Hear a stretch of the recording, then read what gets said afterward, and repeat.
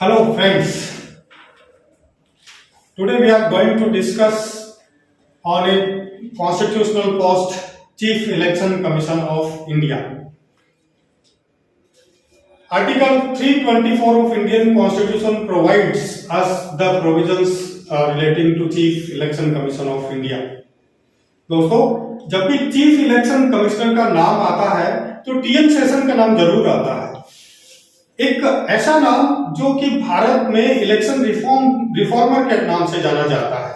तो कई बार इस प्रकार की आशंकाएं हमारे मन में उठती है कि ऐसा क्या है कि टीएन सेशन जो है वो बहुत आगे तक इसमें बढ़ गए, और वर्तमान में ऐसी क्या पोजीशन है जिससे कि आज का हमारा जो चुनावी पद्धति है वो यहाँ तक लेकर के आई है।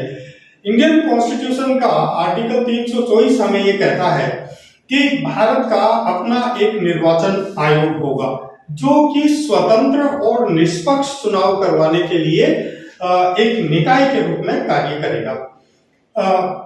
कॉन्स्टिट्यूशन में जो प्रोविजंस दिए गए हैं उसमें बेसिकली जो हमारे संविधान नेता थे वो पहले से ही जानते थे कि अंग्रेजों के जमाने में भी इस प्रकार के बहुत चुनावी घोटाले हुआ करते थे, अब ना हो इसके लिए जो समय समय पर बहुत सारे रिफॉर्म्स किए गए और भारत में अब एक चुनाव निर्वाचन आयुक्त का जो है वो गठन किया गया। निर्वाचन आयुक्त जो है, अभी आप लोगों ने देखा होगा कि इंडियन कॉन्स्टिट्यूशन के आर्टिकल 324 में जो प्रोविजंस दिए गए हैं, अगर हम इनकी बात करें तो भारत के जो महामहिम राष्ट्रपति है वो कैबिनेट की सिफारिश के पश्चात इसको नियुक्त करते हैं।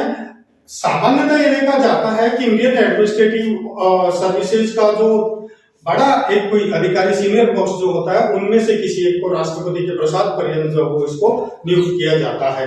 अभी इसमें अमेंडमेंट भी हो गया और 2 अतिरिक्त निर्वाचन आयुक्त भी लगाए जाने लगे हैं क्योंकि देश भर में बहुत काम इसका बढ़ गया है।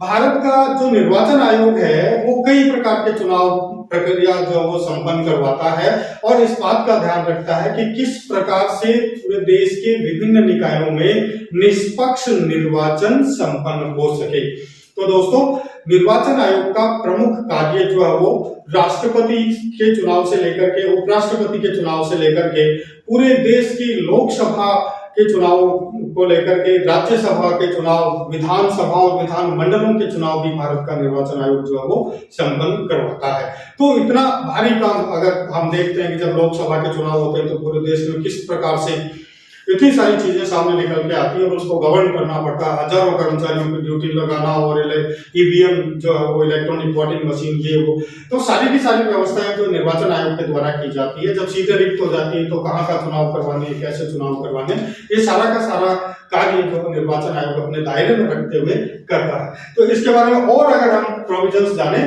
तो आप पाएंगे कि वर्तमान में भारत के जो चीफ इलेक्शन कमिश्नर है वो मिस्टर सुशील चंद्रा है। इनके बारे में जैसे कि मैंने आपको बताया कि और बहुत सारी जो चीजें हैं रिफॉर्म्स के बारे में भी आई, और आप चीजें देखेंगे इसमें कि जो इसका नॉमिनेटर है वो काउंसिल ऑफ मिनिस्टर्स होता है, अपॉइंटर जो वो प्रेसिडेंट ऑफ इंडिया होता है। 6 साल के लिए या 65 साल की आयु तक इनको जो वो नियुक्त किया जाता है। जो भी पहले हो, अगर 6 साल पहले हो गया तो टर्म हटाया जाएगा, या अगर 65 इयर्स ऑफ एज ओल्ड हो गए तो उनको पद से हटा करके नया नियुक्त किया जाएगा। इसी प्रकार से डिप्टी कमिश्नर्स की बात इसमें कही गई है।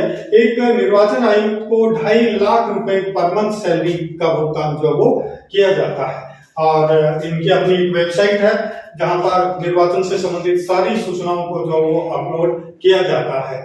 अब तक जितने भी निर्वाचन आयुक्त हुए हैं, पहले जो हमारे निर्वाचन आयुक्त थे वो सुकुमार सेन थे और वर्तमान में जो है वो हम देखेंगे कि मिस्टर सुशील चंद्रा जो है वो भारत के निर्वाचन आयुक्त हैं।